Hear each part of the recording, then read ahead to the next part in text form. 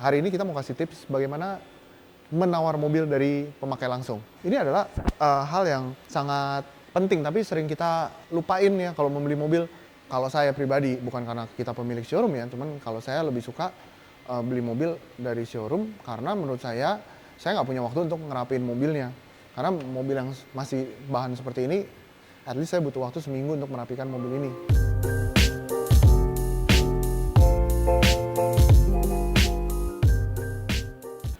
Halo semuanya, selamat datang kembali di Hobi Mobil TV, masih bersama saya Ricky.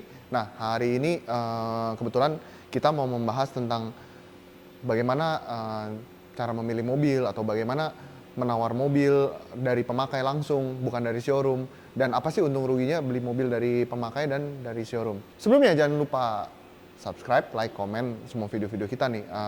Karena kita update tiap minggu tuh ada 2 atau 3 video ya, namanya kalau nggak salah ya. Yang dimana bukan bagi Anda yang mencari mobil aja yang butuh, cuman bagi penyuka mobil atau yang suka lihat-lihat mobil gitu ya, ini bisa menambah pengetahuan karena kita showroomnya tipenya tidak pelit ilmu ya. Banyak-banyak kasih masukan atau apa namanya tips untuk Anda memilih mobil yang baik dan benar. Contohnya mobil ini dijual nggak, Dam? Oh enggak ya, kirain dijual. Ini mobil videografer kita nih, mobilnya udah gaul ya kan, udah ceper banget nih sekarang nih. Tapi gini lu pulang balik Pandeglang aman? Aman, coilover. Oi, coilover, mantep.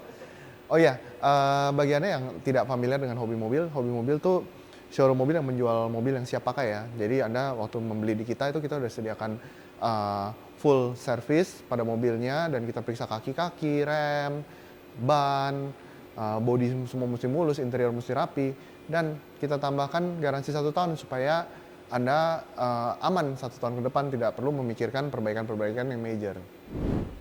Oh ya, dalam 3 bulan pun kalau misalnya mobil Anda amit-amit gitu ya, mogok di tengah jalan atau segala, kita punya jasa free towing yang 24 jam lah towing. Kalau malam supirnya suruh bangun juga. Iya, malam bangun dia? Oh bangun ya, oke. Jadi Anda tidak perlu khawatir untuk membeli mobil di kita ibaratnya one stop full service. Jadi Anda tidak perlu khawatir lagi bagaimana mengendarai mobil yang Anda beli dari Hobi Mobil. Oke, kita sambil ngobrol-ngobrol. Ini kebetulan kita berada di sebelah PDC ya, sebelah delivery center. Ini adalah gudang Hobi Mobil di mana mobil-mobil yang belum siap ataupun yang sudah siap banyak di sini, yang sebelum dikerjain dan yang sudah mau diambil sama customer. Ya rata-rata, dan buat konten kode RB konten di sini juga. Nah, hari ini kita mau kasih tips bagaimana menawar mobil dari pemakai langsung.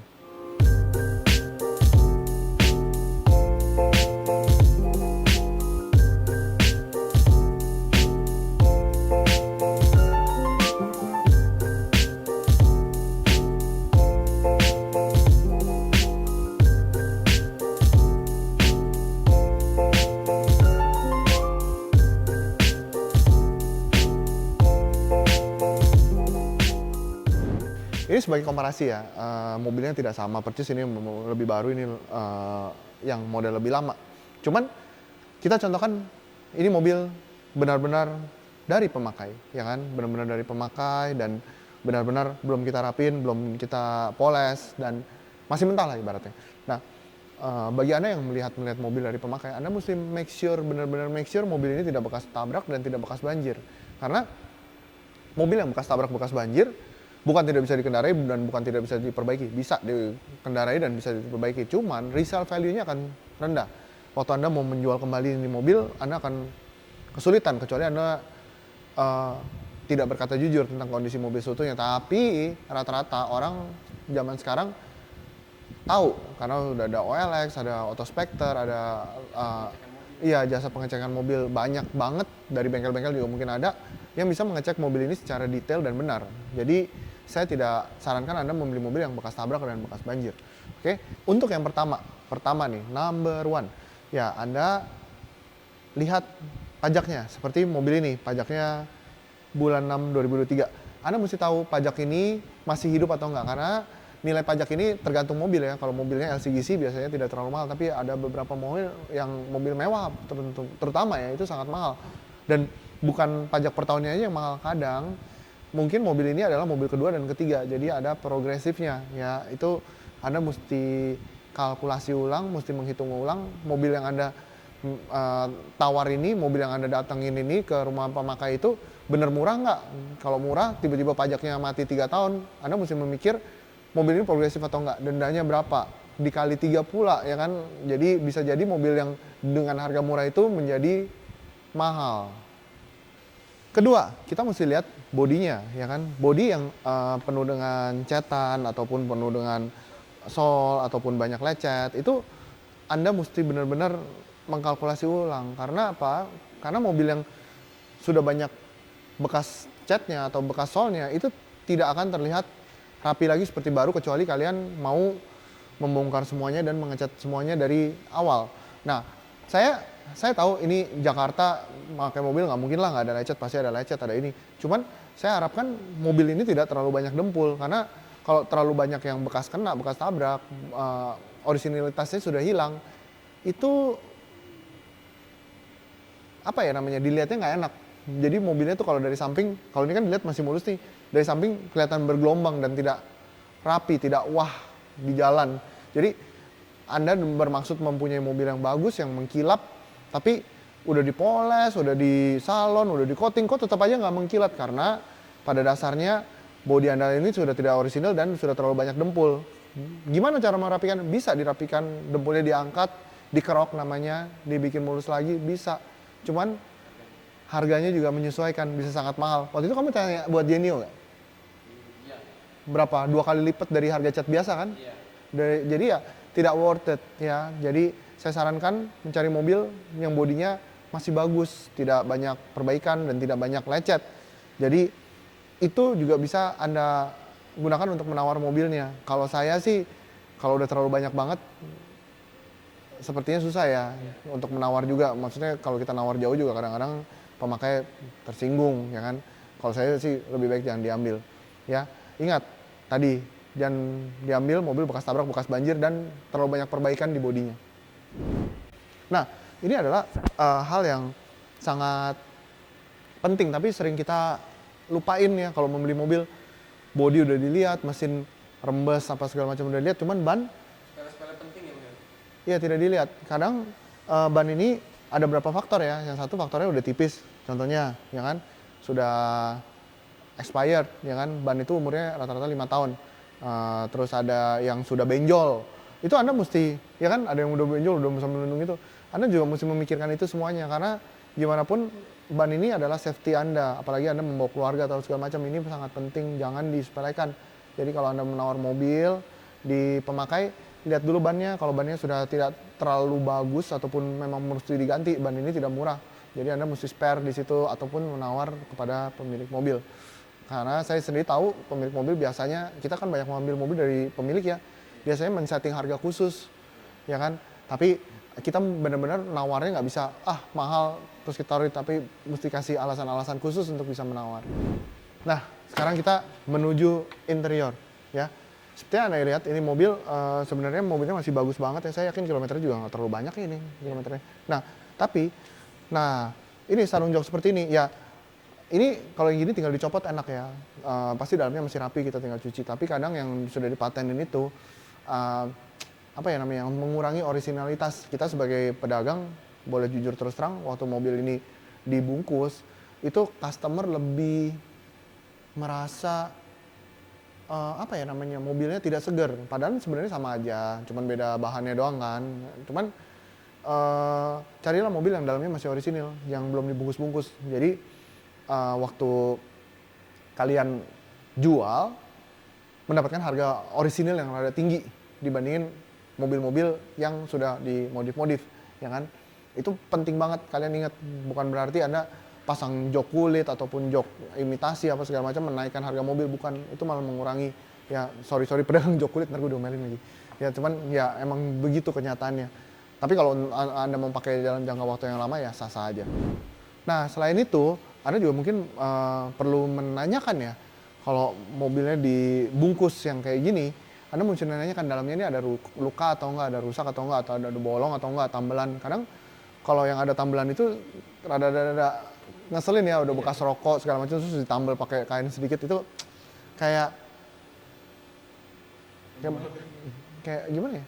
Kayak mobil rombeng nggak sih kayak ya kan kayak mobil ini kan mobil ratusan juta ya harganya, tolonglah rapi dikit kalau ngerapiin ya kan. Nah itu saya kasih sedikit masukan ya, ada gimana cara menawar mobil ya kan, seperti interior kalau misalnya nggak orisinil Anda mesti sedikit lebih menawar karena interior yang tidak orisinil itu benar-benar mengurangi harga mobil ya kalau di showroom kita. Saya nggak tahu kalau di daerah bagaimana, cuman kalau di Jakarta ini sangat mengurangi harga mobil. Nah, kenapa saya bilang kalau saya pribadi, bukan karena kita pemilik showroom ya, cuman kalau saya lebih suka beli mobil dari showroom karena menurut saya nggak punya waktu untuk ngerapiin mobilnya. Karena mobil yang masih bahan seperti ini, at least saya butuh waktu seminggu untuk merapikan mobil ini, ya kan? Dan biaya yang dikeluarkan juga tidak sedikit ya. Belum ongkos, belum menghabiskan waktu saya. Nah, kita pindah ke mobil yang sudah rapi di sini. Nah, ini di sini kita ada unit Agya yang sudah dirapikan di hobi mobil ya. Nah, ini kebetulan tim yang merapikan nih tim yang hebat nih, tim superstar nih ya kan, tim superstar. Nah, untuk mobil ini luar dalam sudah dirapikan. Ini setirnya juga masih bagus, masih orisinil, joknya juga masih bagus. Dalamnya masih wangi ya, masih wangi. Karena apa? Kenapa kok bisa mobil hobi mobil tuh wangi-wangi? Ada yang nanya gitu ke kita ya, customer ya di bawah.